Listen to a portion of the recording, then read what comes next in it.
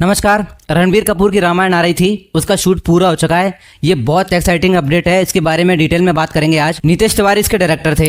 अब नितेश तिवारी की अगर मैं आपको बात बताऊं ना टोटल, तो उन्होंने दंगल मूवी बनाई है और जिन्होंने दंगल देखी है ना, उनको ये बात समझ में आ रही होगी कि वो कितने धांसू लेवल का डायरेक्टर है भाई। नितेश तिवारी का आप ये मान लो कि दंगल ही नहीं, और मैं आपको बताऊं भूतनाथ रिटर्न्स, और एक मूवी आई थी सुशांत सिंह राजपूत, उनकी फिल्म थी छिछोरे। मतलब इतनी धांसू धांसू फिल्में दी उन्होंने।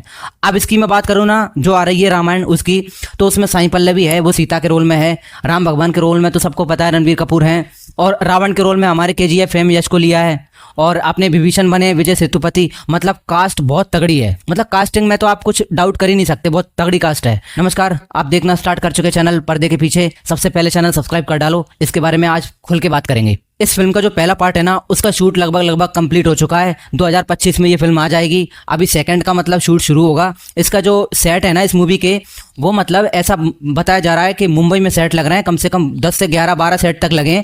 और जो बाहुबली का सेकंड पार्ट था ना, मुझे जहां तक याद है, उसमें जो सेट लगे थे ना, उस लेवल के भव्य सेट लगे, मतलब देखने लायक। 2025 में तो ये पहला वाला पार्ट रिलीज कर देंगे। उसके बाद में सेकंड वाला पार्ट आएगा, वो मतलब जैसे ही 2025 में ये रिलीज होगी ना, उसके बाद में उसका पैच वर्क स्टार्ट हो जाएगा। मतलब मैं ये कहना चाह रहा हूँ कि 25 तक ये पार्ट आ जाएगा, तब तक सेकंड की शूटिंग अभी 6 महीने बाद ही स्टार्ट हो जाएगी। और जैसे ही 25 वाला रिलीज होगा ना, उसके बाद में पोस्ट प्रोडक्शन शुरू, और 26-27 तक सेकंड पार्ट भी आ जाएगा।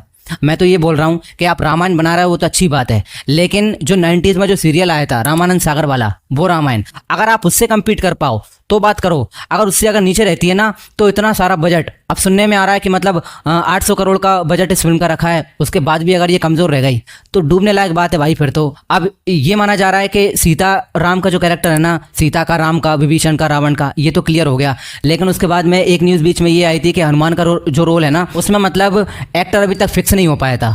तो सनी देओल साहब से बात हुई थी, लेकिन उनकी हेल्थ अपडेट को लेके कुछ प्रॉब्लम थी, पता नहीं क्या हो गया था, तो उसकी वजह से हनुमान का रोल ऐसा सुनने में आया था कि उन्होंने रिजेक्ट कर दिया, या शायद वो मतलब उन्होंने किसी और को अप्रोच किया होगा। भल्लाल देव है हमारे, राणा दग्गुबती, उनसे भी बात चल रही थी, जो हनुमान जी वाला रोल था उसके लिए, उन्होंने भी शायद रिजेक्ट कर दिया। उसके अलावा एक और नाम था ऋतिक रोशन साहब का, उनका भी आ रहा था, वो मतलब रावण के रोल के लिए उनको अप्रोच किया गया था, लेकिन शायद उन्होंने किसी कारण से मना कर दिया। वो वॉर 2 में बिजी हैं अभी, तो शायद हो सकता है उसकी वजह से मना कर दिया हो। और एक और कैरेक्टर था हमारे यहाँ, ये लक्ष्मण जी का, उसके लिए रणवीर सिंह से बात हुई थी, लेकिन रणवीर सिंह अभी बिजी हैं, और अभी शक्तिमान आने वाली है, तो वो उसके पैच वर्क में लगे हुए हैं, तो वो भी नहीं कर सकते लक्ष्मण का कैरेक्टर।